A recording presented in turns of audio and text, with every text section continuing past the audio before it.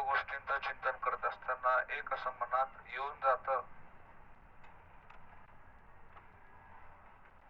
काल जसं गुरुबाबा सुद्धा पालखीचं जेव्हा आगमन तात्याबाईंच्या सारोळमध्ये झालं त्यावेळेस सुद्धा विशेष गोष्टी काही परंपरेबद्दल सांगून गेले की आपण परंपरेजवळ कशाला बघतो, परंपरा ही काय आहे, परंपरा ही कशी आहे. सर्वात प्रथम अशा परंपरेजवळ टिकणं हे सर्वात इथं अवघड सांगितलेलं आहे. कारण अनेक माणसं येतात आमच्या समोर, आम्हाला असं दिसतंय, दर्शन घेतात, हात जोडतात, चांगलीच गोष्ट आहे, त्याच्यात काही प्रश्नच नाही आहे, आणि परत निघून जातात. ठीक आहे, हा तर संसाराचा नियम आहे, ज्याला यायचंय त्याला परत निघून तर जायचंच आहे, आणि ज्यांनी जसं केलं आहे त्यांना तसंच ते इथं फेडावंच लागणार आहे. कलियुगात सुद्धा असं सांगून गेलेले आहेत की जे काही कर्म आपण इथे करतो आपल्याला ते इथेच फेडावे लागतात, असं इथं म्हणलेलं आहे.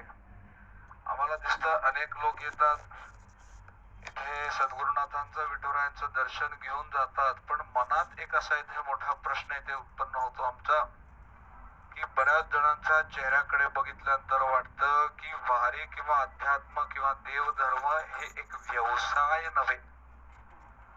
कारण असं वाटतं आपण देवाजवळ यावं, काहीतरी मागावं, देवानी काहीतरी द्यावं, आपण परत इथून निघून जावं, देवाला काहीतरी नवस बोलावं.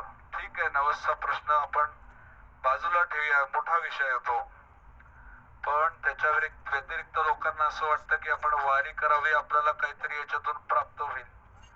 या सर्व गोष्टींचा जेव्हा आपण मूळ विचार करतो, आपल्याला सर्वात प्रथम असं पाहावं लागेल की कुठल्याही गोष्टीची प्रचिती किंवा कुठल्याही गोष्टीचं फळ किंवा कुठल्याही गोष्टीचा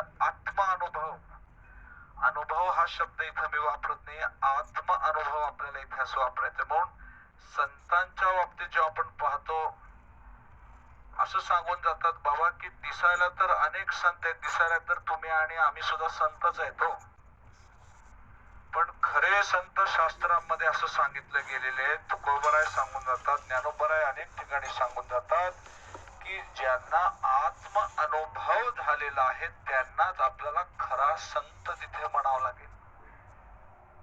ज्ञानाची विशेषता किंवा ज्ञानाची गहनता ही शेवटची गोष्ट आहे. आपल्याकडे ज्ञानाला दुसरं प्राधान्य दिलंय, ज्ञानाच्या आधी आपल्याला सद्गुणांना तिथे प्राधान्य दिलंय, सद्गुणांसोबत तिथे आचाराला आपलं प्राधान्य दिलंय, त्याच्यासोबत आपल्या विचारांना तिथे प्राधान्य दिलंय, त्याच्यासोबत आपल्याकडे ज्ञानापेक्षा विशेष महत्व आपल्याला ध्यानाला तिथे दिलेलं आहे. ध्यान म्हटल्यानंतर समोर इथं आमच्या नवीन अनेक इथे तरुण मंडळी बसलेले आहेत. ध्यान म्हटलं तर असं नव्हे की तुम्हाला मांडी घालायची आहे, आसनावर बसायचंय, तिथं दिवे लावायचे, उदबत्त्या लावायचे आणि त्या उदबत्त्यांच्या धुरामध्ये कुठेतरी हरवून जायचं, याला ध्यान म्हणत नाही. लाईट बंद करायची, एखादी व्यक्ती म्हणते आम्ही पिवळा गोळा लावतो, पिवळा गोळा तिथे लावल्यानंतर एक वेगळं त्याच्यामध्ये अनुभव होतो. ठीक आहे, ती गोष्ट आहेच, पण नुसतं त्याला आपल्याला तिथे ध्यान म्हणता येत नाही. ध्यान म्हणल्यानंतर स्वतःच चित्त किंवा स्वतःच अंतःकरण त्या भगवंताच्या चरणामध्ये एक रूप करणं, त्याला आपल्याला ध्यान म्हणावं लागेल. आता भगवंत म्हटल्यानंतर आपल्याला इथे विशेष वेगळ्या गोष्टी इथं पाहायला मिळतात. आता शेतकऱ्याला देव कोण आहे? शेतकऱ्याला ही जमीन हे तिथे देव आहे. विद्यार्थ्याला देव कोण आहे? विद्यार्थ्याला तिथे पुस्तकच तिथे देव आहे. एखादा कलाकार संगीतकार आहे, त्याच्यासाठी देव कोण आहे? त्याचा विणा आहे, त्याची पेटी आहे, किंवा त्याचं जे काही वाद्य ते आहे. काही व्यापारी लोक आहेत, आता व्यापारी लोकांचा देव कोण? इथं पैसा म्हणायलेत. पैसा तर ठीक आहेच महत्वाचा, पण समोरची येणारी व्यक्ती त्याच्यामध्ये देव पाहणं अतिशय कठीण गोष्ट, अतिशय कठीण गोष्ट. कारण इथं बसून इथे प्रवचन करणं सुद्धा अतिशय एखाद्या वेळेस आपण सोपं म्हणू शकतो. मी जर तुम्हाला म्हणलो माझ्यामध्ये देव पहा, तुमची तेवढी ताकद आहे का देव पाहण्याची? माझं सोडा, तुमच्या बाजूला बसलेली व्यक्ती त्याच्यामध्ये देव पहा तेवढी तुमची ताकद आहे का बघण्याची. या सर्व गोष्टी तिथे ताकद म्हणण्यापेक्षा किंवा देव बघण्यापेक्षा देवाच्या विश्लेषणाच्या बाबतीत जेव्हा आपण विचार करतो, आपण आधी सर्वात प्रथम आपल्याला तिथे कार्याला तिथे आपलं महत्व द्यावं लागतं बरं का. आणि फक्त महाभारतात असं सांगून भगवान श्रीकृष्ण असं सांगून गेलेत की कार्याला ठीक आहे महत्व आपल्याला द्यायचंच आहे, पण त्याच्यासोबत संतुलन हे कोणाचं ठेवायचं आहे, तर त्या परमात्म्याच्या चिंतनाचं त्याच्या भजनाचं आपल्याला तिथे महत्व तिथे ठेवायचं आहे.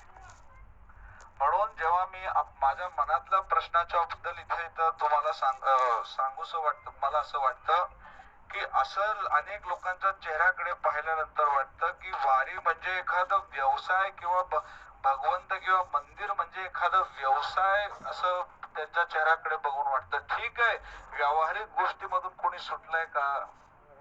कोणी सुटलं नाहीये. पैशाच्या ह्याच्यात भानगडीतून कोणी सुटलंय का? कोणी सुटलं नाही. व्यवहार तर आपल्याला उत्तम हा करायचाच आहे, पण त्याच्यामधली जी भावना आहे, त्याच्यामधलं जे देवत्व आहे, ते आपल्याला तिथे सदैव शेवटच्या श्वासापर्यंत तिथे जिवंत ठेवायचंय.